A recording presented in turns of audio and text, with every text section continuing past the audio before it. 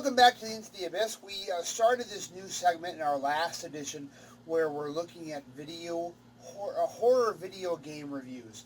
So C.W. Breyer is kind of our horror video game expert, so he is going to let us know what his video game selection is for this edition of Into the Abyss. C.W., take it away. Now, this month, I'm not looking at necessarily a state-of-the-art title, more of a classic, something that was instrumental in horror video games. And the one I'm talking about this month is Amnesia: The Dark Descent.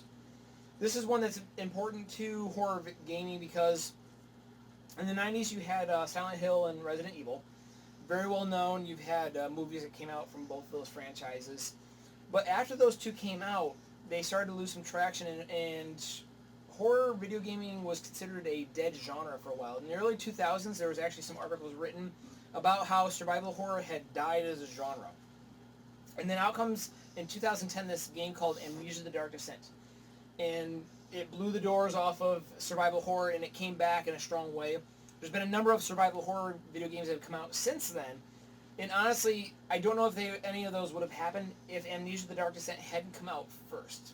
So the idea behind Amnesia: The Dark Descent is that there was originally some artifacts found in a ancient Egyptian ruins, in a basement of a pyramid, and those artifacts are brought back to a Prussian castle. And the story takes place in a 19th century Prussian castle. You wake up, you have no idea who you are, why you're there, how you're involved with all that's going on with the happenings of this castle.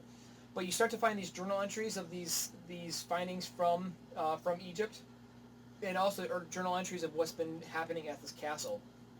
And you slowly realize there's something deeply wrong going on here, and you have a part to play in all of this. Very effective. I mean, if you were to take just the writings, I mean, the writing is fantastic, the prose is very well done. You take just that and turn it into a short story, you have a very good short story with just this. But this is instrumental in bringing back horror as a gaming element and as a genre within video gaming. Another important thing that happened is this is at the forefront of reaction videos. This is very common now. You have Twitch. People are streaming what the games are playing.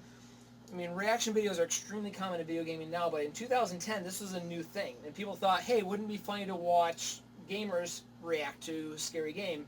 Well, here's this brand new scary, horror game that's out there. Let's see how people, play it and how they react.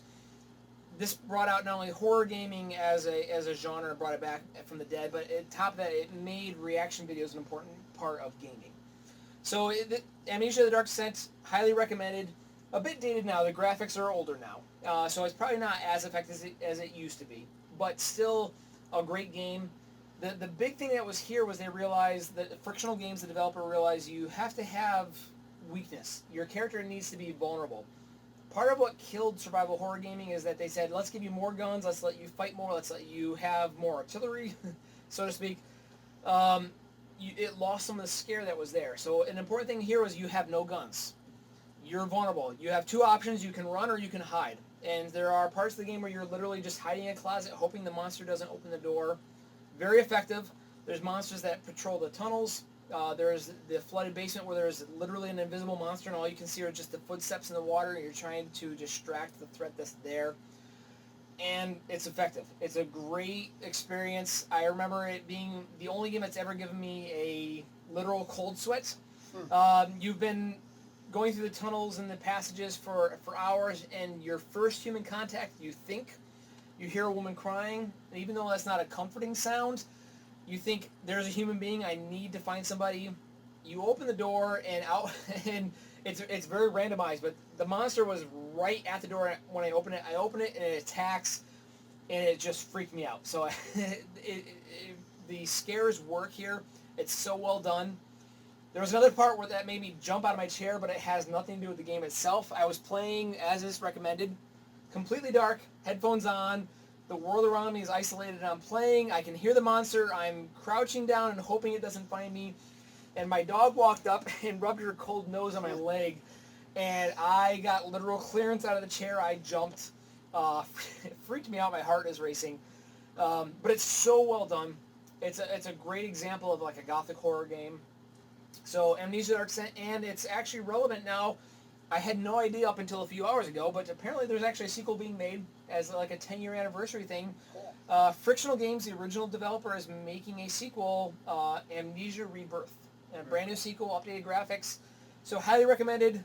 Amnesia: The Dark Descent. If nothing else, if you don't even play the game, go to YouTube, search Amnesia Dark Descent reaction videos. So some of them are hilarious, like the Milky Way guy who discovers his Milky Ways, then sees the monsters and starts screaming. There's a video grown men screaming like 5-year-old girls. Yes, it's hilarious. Maybe we'll put a link here in the description. Go check out the reaction videos if nothing else, but also put this on your radar for 2020. Amnesia Rebirth is coming out. It will be a day one download for me. I am looking forward to it. Okay. All right.